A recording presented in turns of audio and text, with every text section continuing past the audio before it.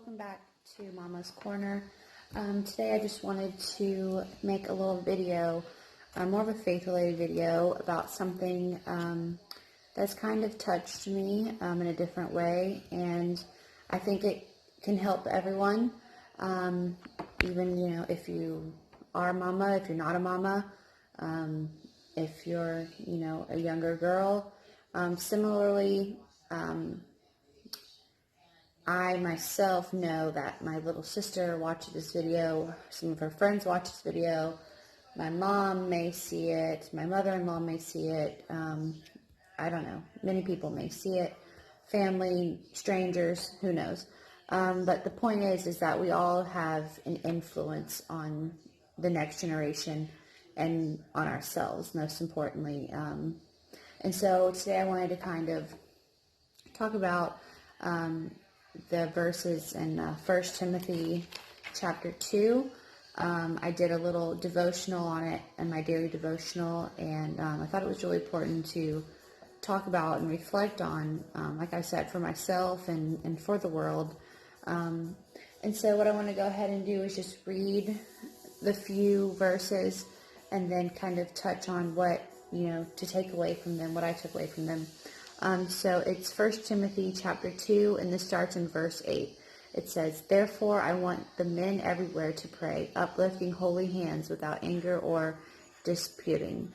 I also want the women to dress modestly, with decency and propriety, adorning themselves, not with elaborate hairstyles or gold or pearls or expensive clothes, but with good deeds appropriate for women who profess to worship God. A woman should learn in quietness and full submission. I do not permit a woman to teach or to assume authority over a man. She is to be quiet, for Adam was formed first, then Eve. And Adam was not the one who was deceived. It was the woman who was deceived and became a sinner.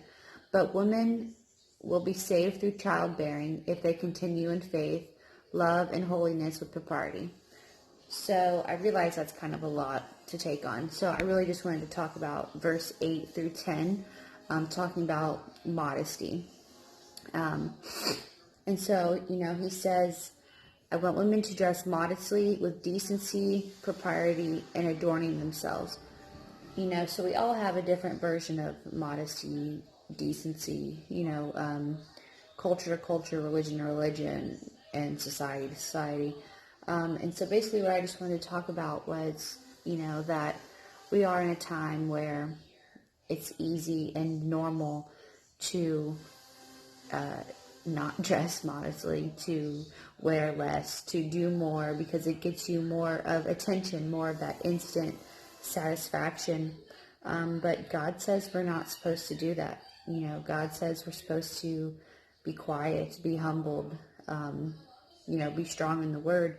And I think that's something we need to teach as older siblings, as an older generation, or even to just remind ourselves, maybe the shorts that someone may want to wear, you're not to say, oh, those, to judge them, but just to know that you yourself know that you wouldn't wear that, or, in that kind of example. But also it says, not with elaborate hairstyles or gold or pearls or expensive clothes. And I think this, again, touches on the instant attention. I think if God wanted us to be attention seeking, to be easily seen and, these figures of attention and idolism, then we would look that way, but we don't. We would be born with pearls and, different color hair than natural, which, once again, I've dyed my hair many times.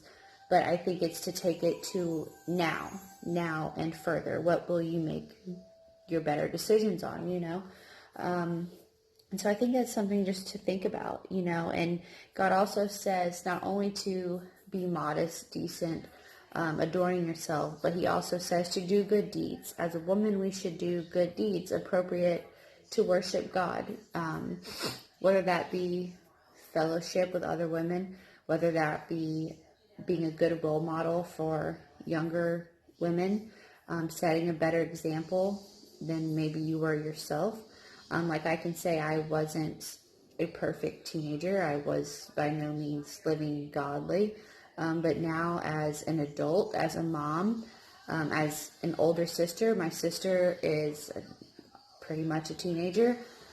So it really kind of shifts your brain into thinking, okay, wow, what do I need to do to teach her to be in good deed, to show her faith, to show her love,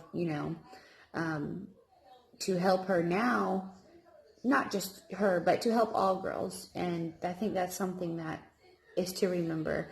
It also says in the Bible, in 1 Timothy 5, it says, this is 1 Timothy 5, verse 1. Treat younger men as brothers, older women as mothers, and younger women as sisters with absolute purity. And this is also what I'm talking about, is older women, respect them as a mother.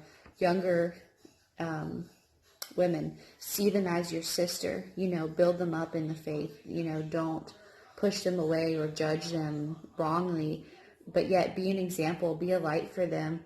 And so this was something, that I just wanted to touch on, is modesty through the Bible, and, being a modest mama, being a modest example. And so I would like to start doing more like faith-related videos like this. And this one is mainly like a reflection of myself, something that I just read literally yesterday and did my devotional in, and it really, like I said, shifted my thought process to what can I do? How can I be a better role model? And how can I be a better version of myself? I have a son, I have a husband. That's something to also consider is, how will your children see you? How do you want your husband to see you? And as well as your family. So this is something I just want to talk about. And I hope it helps, some people out there think differently of the way that they're living, or to help be a teacher or role model. Thanks, mamas.